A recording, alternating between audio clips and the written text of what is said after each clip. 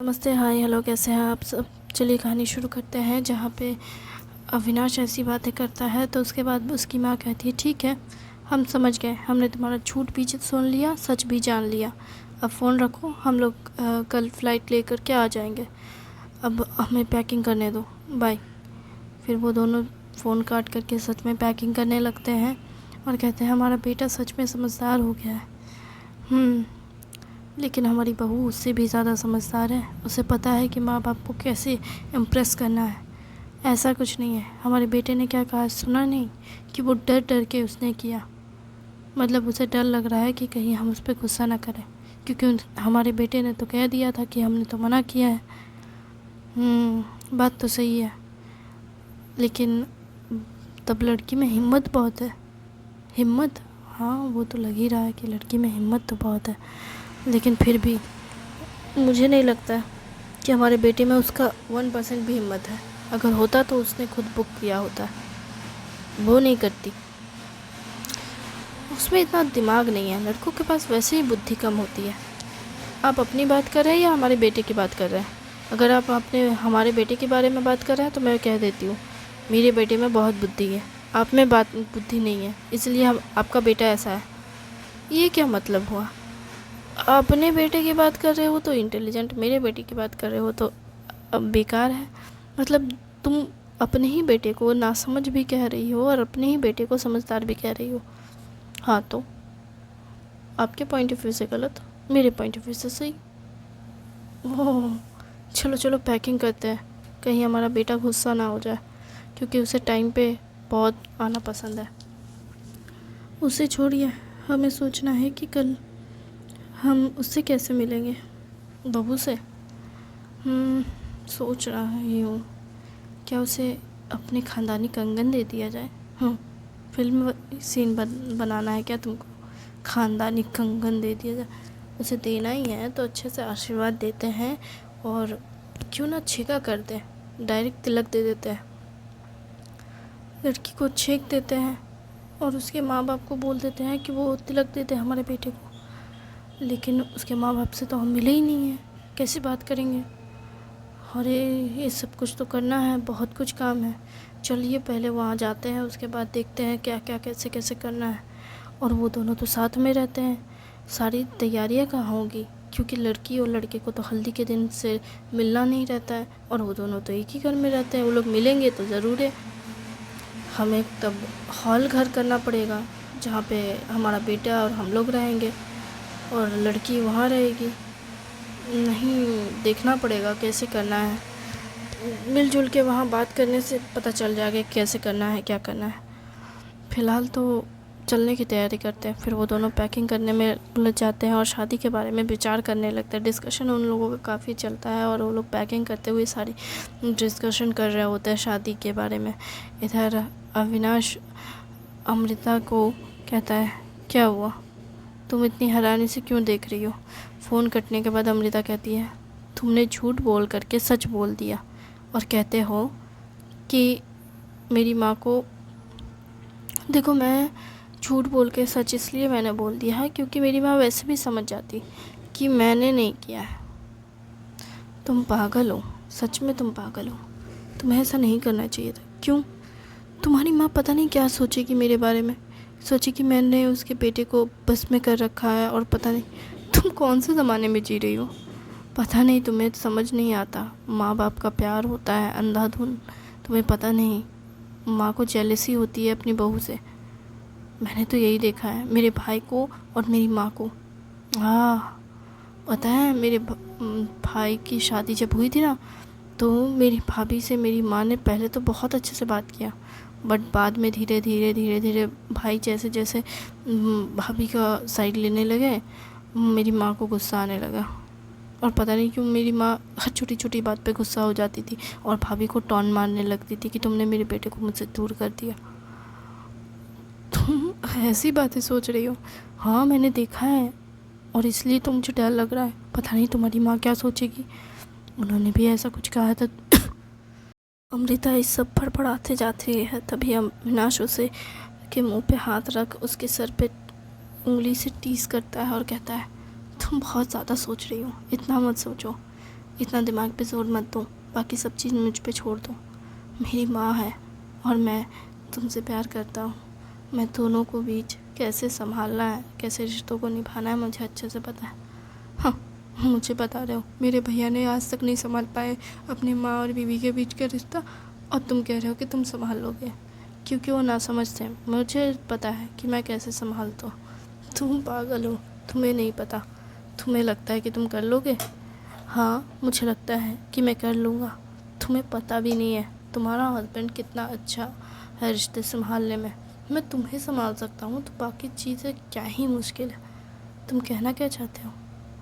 अब मैं ये कहने की कोशिश कर रहा हूँ कि जब मैं तुम्हारे पीरियड्स वाले टेंट्रम झेल सकता हूँ, तुम अच्छा मेरे पीरियड्स के टेंट्रम बोल रहे हो? हाँ, मतलब तुम्हारे मूड स्विंग्स होते हैं ना, तो उस टाइम पे तुम थोड़ी भड़की हुई रहती हो, तो वो टाइम तुम्हारे लिए बहुत टफ़ होता है। तो मैं समझ सकता हूँ, अगर मैं उसे हैंडल कर सकता हूँ तो मैं बाकी सारी चीज़ें हैंडल कर सकता हूँ। वाह, तुम्हें तो लगता है, मुझे लगता है तुम बहुत ज़्यादा एक्सपीरियंस होल्डर बन गए हो लगता है इस सब में, और तुम्हें लगता है कि तुम सच में सब कुछ संभाल सकते हो। देखो, एक इंसान को संभालना और एक साथ 10 लोगों को संभालना तुम्हारे बस की बात नहीं है। लड़के ऐसा नहीं कर पाते। देखो, मानता हूँ कि मैं मल्टीपल वर्क में माहिर नहीं हूँ, लेकिन इसका ये मतलब नहीं कि मैं बिल्कुल भी निकम्मा हूँ।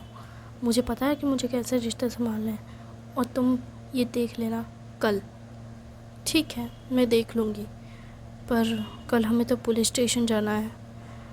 तुम अपने मम्मी पापा को रिसीव करने चले जाना, मैं पुलिस स्टेशन चली जाऊँगी। देखो, पुलिस स्टेशन सुबह जाना है, मम्मी पापा आएंगे शाम तक में, उनको आने में बहुत टाइम लगेगा।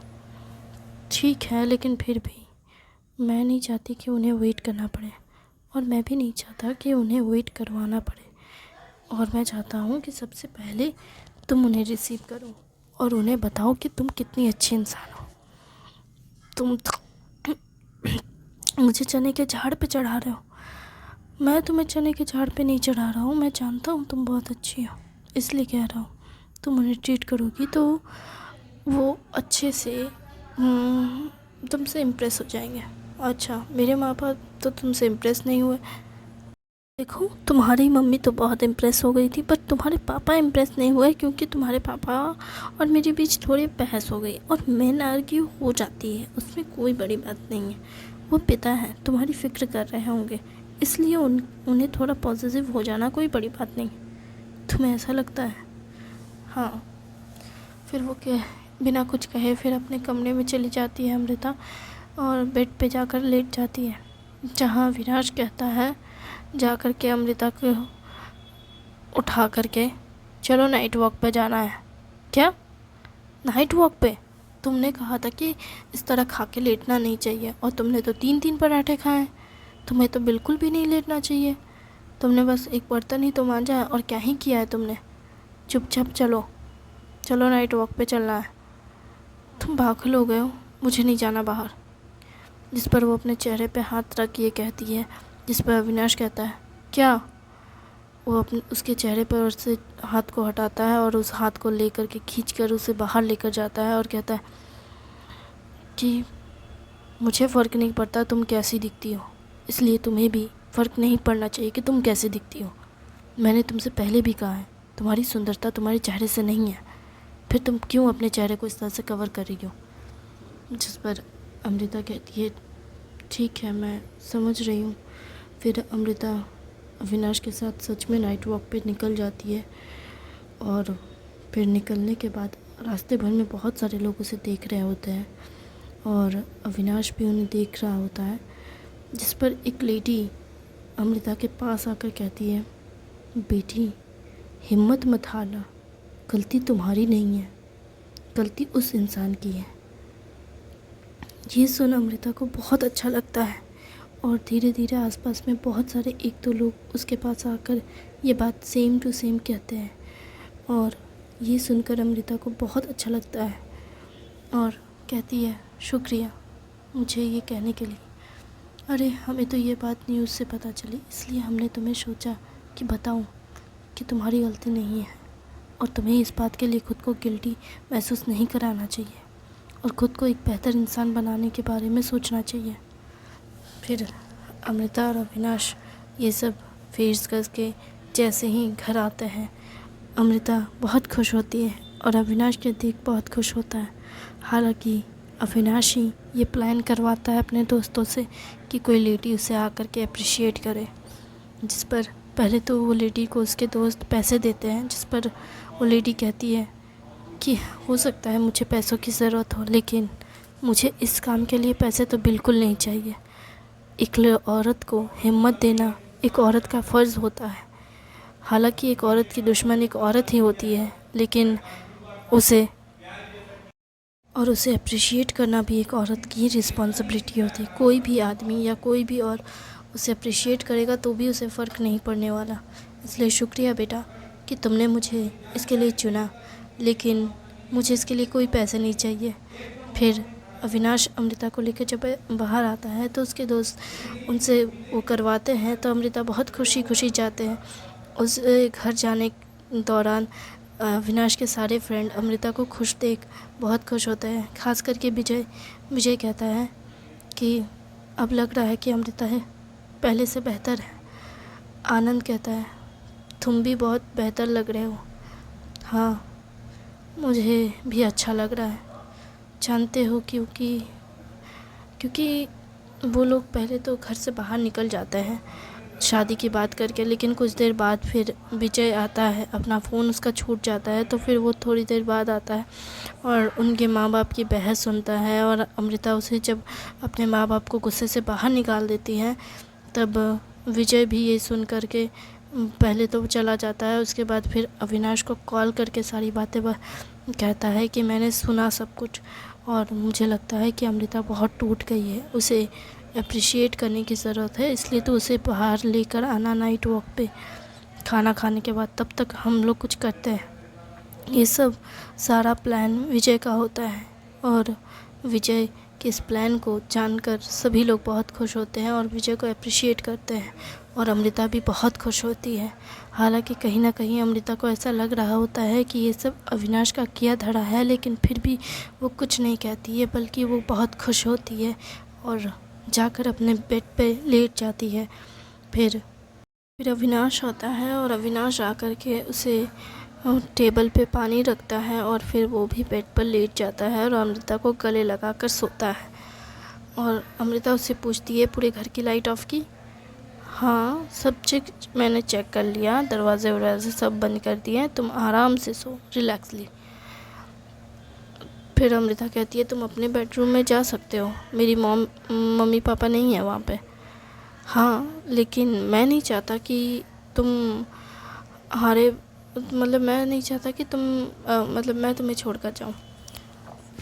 तुम्हारा कोई और इरादा तो नहीं है? तुम कहना क्या चाहती हो? कहीं तुम्हारा तो कोई इरादा नहीं है ना? अगर तुम चाहती हो तो मैं आगे बढ़ सकता हूँ। तुम पागल हो गए हो क्या? चुपचाप रहो। फिर अमृता शर्माते हुए बिस्तर को अपने ऊपर चेहरे पे ढक कर सोने लगती है, जिस पर अविनाश उसका चेहरे पे से बिस्तर हटाता है कंबल को और कहता है देखो, चेहरा ढक के नहीं सोना चाहिए, सफोकेशन होगी। फिर अमृता पीट करके सोती है तो अविनाश कहता है देखो, मेरी तरफ पीट करके मत सो, मेरी तरफ घूम के सो, मुझे तुम्हारा चेहरा देखना है।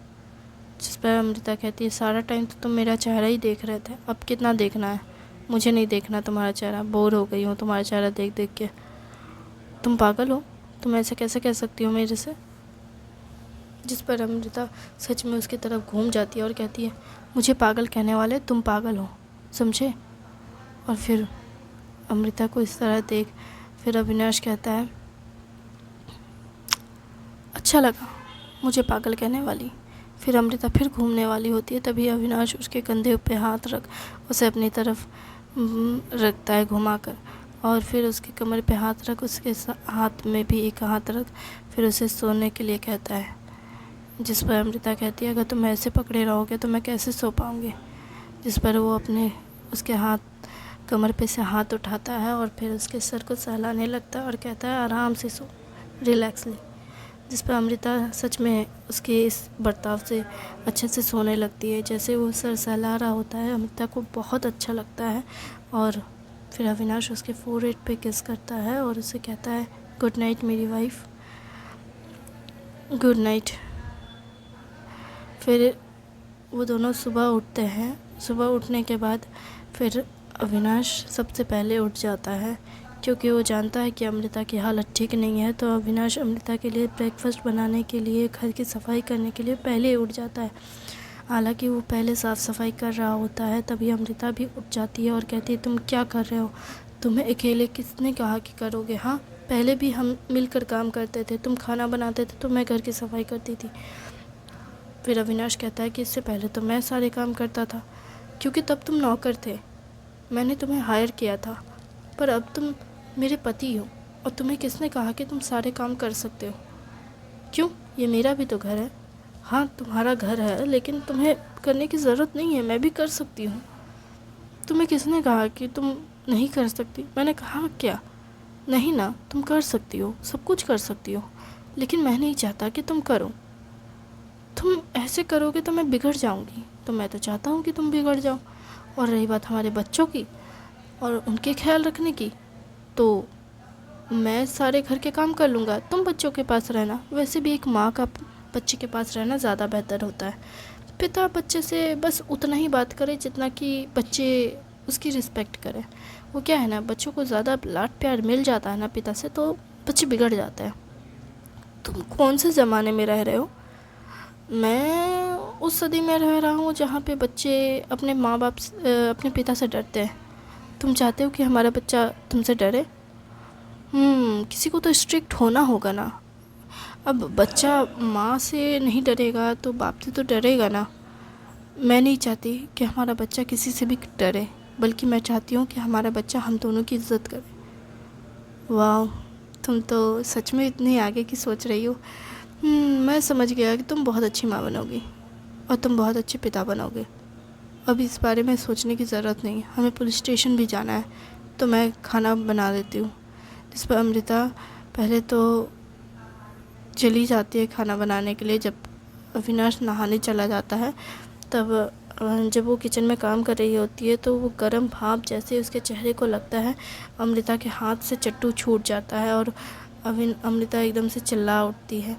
जिस पर अविनाश भागा भागा आता है और कहता है अमृता को, चूल्हे के पास से अमृता को दूर कर। फिर अविनाश अमृता को गले लगाता है और कहता है तुम पागल हो गई हो क्या, तुम ऐसा कैसे कर सकती हो खुद के साथ? मैंने तुमसे कहा क्या किचन में काम करने के लिए, तुमने क्यों किया ये सब? खुद को सज़ा देने की ठानी है क्या? खुद को चोट पहुंचाना है तुम्हें? अविनाश है इतना चिल्लाने लगता है कि अमृता फिर उसे कहती है कि चुप हो जाओ, गले लगाती है और कहती है चुप हो जाओ।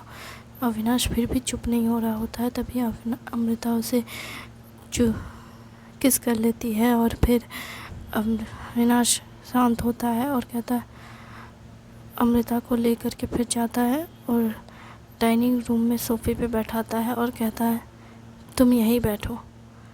फिर अविनाश जाता है किचन में और किचन में खाना बनाने लगता है और फिर अमृता की हरकत के बारे में सोचने लगता है। हालांकि वो कुछ नहीं कहता और ना ही अमृता कुछ कहती है, वो दोनों ही एक दूसरे की हरकत के बारे में सोच रहे होते हैं। तभी अमृता देखती है कि घड़ी में 9 बज गए हैं। फिर अविनाश तब तक नाश्ता लगा देता है और फिर दोनों ब्रेकफास्ट करते हैं और फिर अमृता कहती है मैं अब पुलिस स्टेशन जा रही हूँ, तुम घर के काम समेट कर अपने ऑफिस जाओगे तो चले जाना।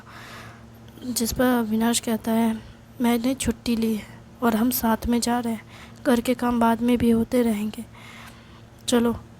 फिर दोनों ही पुलिस स्टेशन जाते हैं, जिस पर पुलिस उन दोनों की को देख बहुत खुश भी होते हैं और हैरान भी होते हैं। कहते हैं कि मैंने तो तुम्हारी गर्लफ्रेंड को बुलाया था, तुम भी आए हो। जिस पर अविनाश कहता है मैं अपनी गर्लफ्रेंड को अकेले कैसे छोड़ सकता हूँ। जिस पर वो कहते हैं अच्छा ठीक है, तो बयान दर्ज कर दीजिए, बेहतर होगा। और हाँ, कोर्ट में भी इस बयान के साथ जाइएगा, ये नहीं कि बयान आप बाद में बदल दें। जिस पर अमृता कहती है नहीं, मैं बयान नहीं बदलूँगी, आप चिंता मत कीजिए। और रही बात कोर्ट में जाकर बयान बदलने की लेके, तो मुझे लगता है कि मुझे डायरेक्ट तब कोर्ट में ही बयान देना चाहिए, यहाँ देने की कोई ज़रूरत नहीं है। Thank you very